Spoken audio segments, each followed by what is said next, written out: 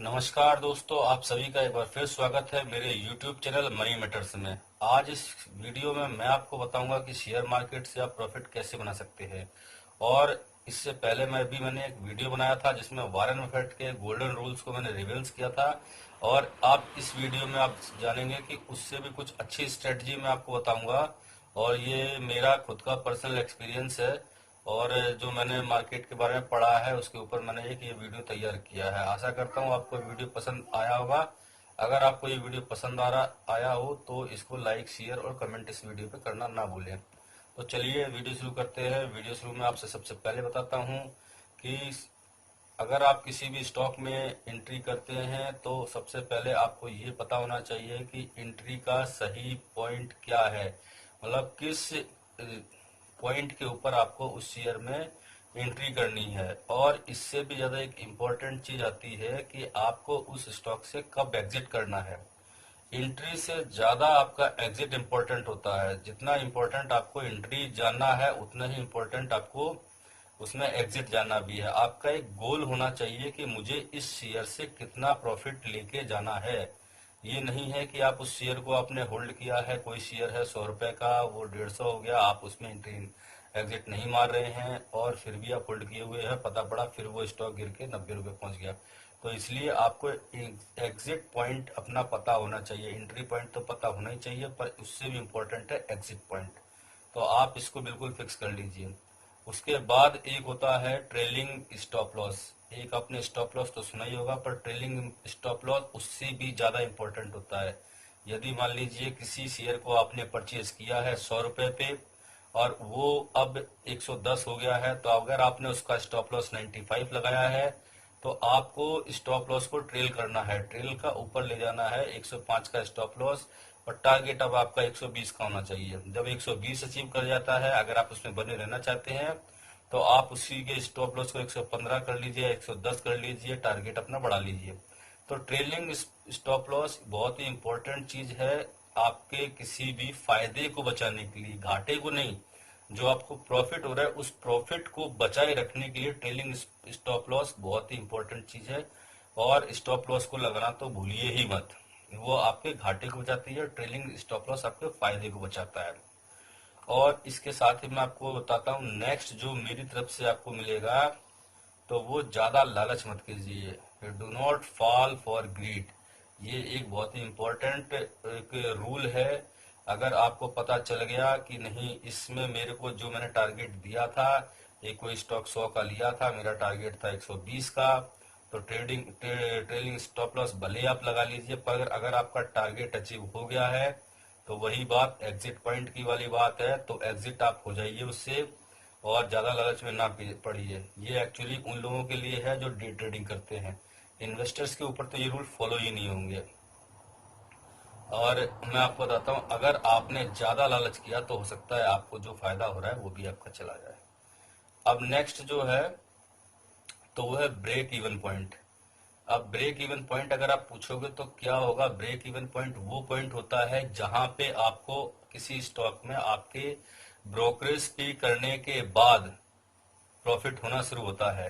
मान लीजिए कोई स्टॉक आपने 100 रुपए का खरीदा है, उस पे आपकी स्टॉक ब्रोकरेज चली गई है 5 रुपए, तो आपका ब्रेक इवन पॉइंट 105 रुपए है। तो आपको उस स्टॉक को 105 से नीचे अगर आप बेचते हैं, 104 में बेचते हैं, तो आपको ये 4 रुपए का फायदा नहीं बल्कि ये आपको 1 रुपए का नुकसान है। तो आपको ब्रेक इवन पॉइंट बिल्कुल पता होना चाहिए कि आपने जो स्टॉक खरीदा है उस पर आपकी कितनी ब्रोकरेज जाएगी। ये कैलकुलेशन आपको आनी चाहिए। मार्केट में अगर आप आए हैं तो मैथमेटिक्स तो आपकी ठीक ठाक होनी ही चाहिए। और ये सारे कैलकुलेशन करने के बाद ही आप इंटरनेट एग्जिट के बारे में सोचें। नेक्स्ट अगर हम बात करें तो नेक्स्ट है कि लो ब्रोकरेज अकाउंट को हमेशा सिलेक्ट कीजिए। अगर आप ट्रेडर हैं, डेली ट्रेडिंग करते हैं, तो ब्रोकरेज बहुत ही ज्यादा इंपॉर्टेंट फैक्टर है। हाँ, अगर आप इन्वेस्टर हैं तो उस पर आपको ब्रोकरेज कोई ज्यादा फैक्टर नहीं होता है, क्योंकि अगर आपको 10,000 रुपए के हर महीने खरीदनी है शेयर, उसको एक्यूमुलेट करना है, तो भी फिर भी ब्रोकरेज एक बहुत इंपॉर्टेंट फैक्टर होता है। आपको इसको ध्यान में रखना चाहिए। आज की डेट में मैं आपको जो भी बैंकिंग फर्म है, जो भी बैंक जैसे आईसीआईसीआई या एचडीएफसी या एसबीआई, इनकी सर्विसेज तो बहुत अच्छी हैं, इवन शेर खान वगैरह। बट इनके ब्रोकरेज बहुत हाई है, जिसकी वजह से आपको होने वाले फायदे में ये आपके जो है कटिंग कर देते हैं। तो इस चीज से आपको बचने के लिए आज के डेट में बहुत सारे डिस्काउंट ब्रोकरेज अवेलेबल हैं, जिसमें सबसे मेन जीरोधा है। जीरोधा का नाम आज की डेट में किसी को बताने की जरूरत नहीं है। मेरे पास भी HDFC का और एक जीरोधा का अकाउंट है, तो मैं दोनों को यूज करता हूं। पर जीरोधा में आप अपने पैसे को बचा सकते हैं। इसी के साथ आपको अप स्टॉक, शैम्पू वगैरह के और भी कई जो है डिस्काउंट ब्रोकर मिल जाएंगे, पर आपको उनमें भी सही चूज करना है। हालांकि मुझसे अगर पूछा जाए तो मेरी पर्सनल रिकमेंडेशंस जीरोधा होगी। नेक्स्ट, अगर आपको कोई चीज मार्केट में अगर एंट्री करने स्टॉक मार्केट में घुसते हैं, तो उसमें है avoid movement against market. Market के अगेंस्ट कभी मत चलिए। अगर मार्केट में अप ट्रेंड है तो आप किसी भी स्टॉक मतलब आप सेल साइड पे मत बैठिए। इसी तरीके से अगर मार्केट अगर बियरिश है तो आप बुलिश मत होइए, आप बुल साइड में परचेजिंग उसके ऊपर मत देखिए। मार्केट में पैसा बेच के भी कमाया जाता है और खरीद के भी कमाया जाता है। एक्चुअली ज्यादातर तो बुलिश ही होते हैं, क्योंकि अगर आप बुलिश नहीं होंगे तो मार्केट में आएंगे ही किस लिए। पर फिर भी आप इस चीज को बिल्कुल ध्यान रखिए कि कभी भी निफ्टी 50 या सेंसेक्स के अगेंस्ट मत चलिए, क्योंकि जो निफ्टी अगर 50 टूट रहा है तो इसका मतलब है उसका इफेक्ट पूरे मार्केट पे पड़ता है। तो इस चीज को अपने बिल्कुल दिमाग में बिठा लीजिए।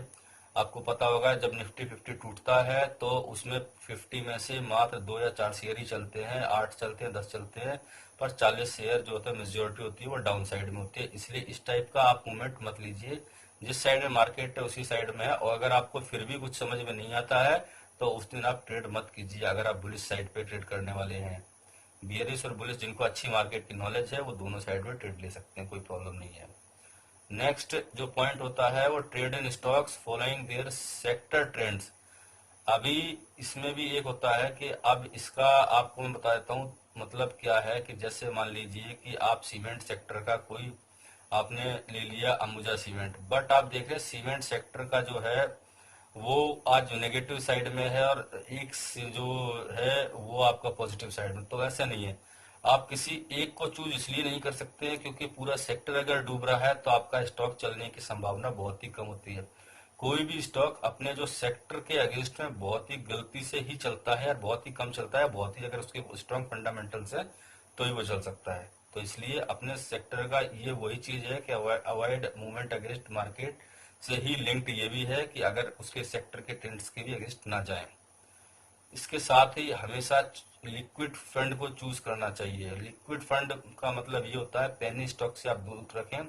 पेनी स्टॉक्स का मतलब होता है जो 10 रुपए से कम के शेयर्स हैं उनको पेनी स्टॉक माना जाता है, पर मैं उन स्टॉक्स को पेनी मानता हूँ जिसमें लिक्विडिटी कम होती है। मतलब ये होता है अगर आज आप किसी स्टॉक को बेचने जाएं तो मार्केट में उसमें जबरदस्त जो है खरीदारी और बिक्री होनी चाहिए, वो बहुत ही चलने वाला शेयर होना चाहिए, वॉलिटी बहुत ज्यादा होनी चाहिए, तो आपका बेचने में और खरीदने में। मैं तो ऐसे एक शेयर में फंसा भी था जिसका नाम था ऊर्जा ग्लोबल। उसके ऊपर मैंने एक वीडियो बना भी रखी है।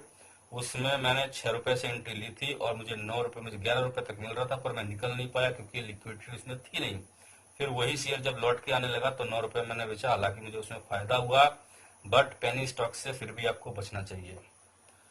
अब सबसे लास्ट, और ये बहुत ही इंपॉर्टेंट है, इसको मिलूंगा सपोर्ट और रेजिस्टेंस। इन चीजों को आप बिल्कुल आइडेंटिफाई कीजिए। अगर आप चार्ट पढ़ना जानते हैं, नहीं जानते हैं तो आप सीखिए।